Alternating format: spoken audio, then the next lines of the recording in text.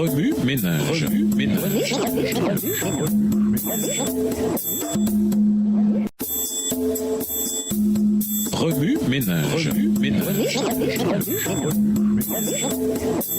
Bienvenue dans votre émission Remue ménage. Nous voilà au vendredi 27 janvier 2017. Créé à l'image du Saint-Esprit. Lisons 1 Corinthiens 12, versets 7 à 11.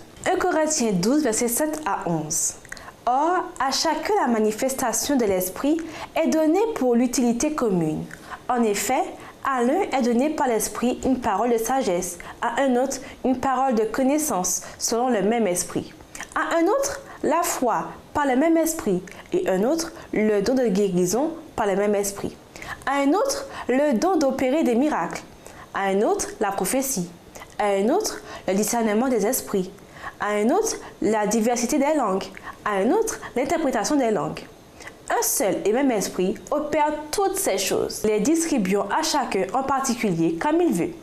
Pour conclure, la Bible présente clairement le rôle du Saint-Esprit dans notre vie.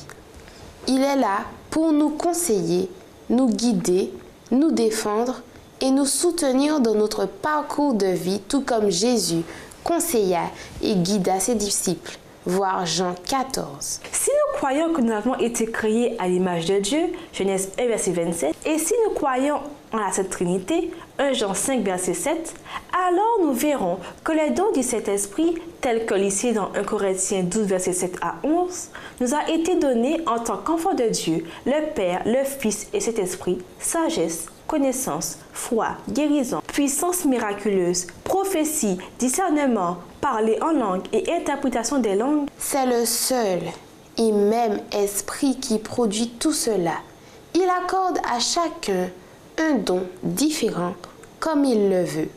Verset 11. Comme vos idées, invitez des amis à discuter sur le fait que chaque personnalité reflète la personnalité variée du Saint-Esprit, tel que souligné dans notre texte clé.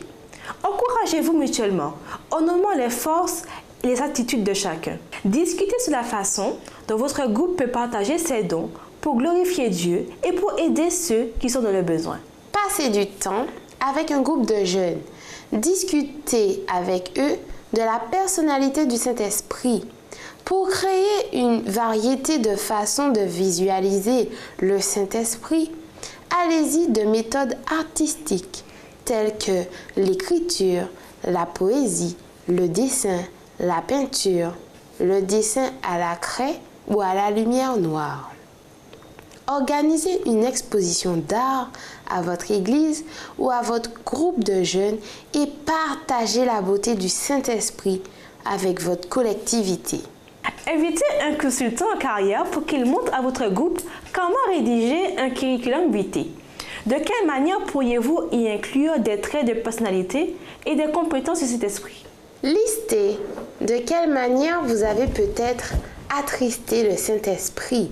Voir Éphésiens 4, verset 30. Confessez vos péchés. 1 Jean 1, verset 9. Puis, réfléchissez à la liberté qui est votre maintenant, ainsi qu'aux dons et aptitudes que le Saint-Esprit vous a accordés pour professer le nom de Jésus. Cet exercice n'a pas pour but de vous amener à vous focaliser sur votre culpabilité, mais plutôt de vous rendre conscient de vos péchés et de la liberté qu'entraîne leur confession. Galates 5, verset 1. Réfléchissez aux difficultés qu'a pu susciter votre foi en Jésus-Christ et considérez-les comme une joie. Romains 8, versets 16 à 18. Réfléchissez ensuite aux façons par lesquelles le Saint-Esprit vous a consolé.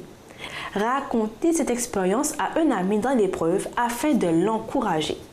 Pour aller plus loin, lisez Romains 15, verset 13 et 1 Corinthiens 2, verset 4. Au revoir et à demain si Dieu veut. Remue ménage. Remue ménage.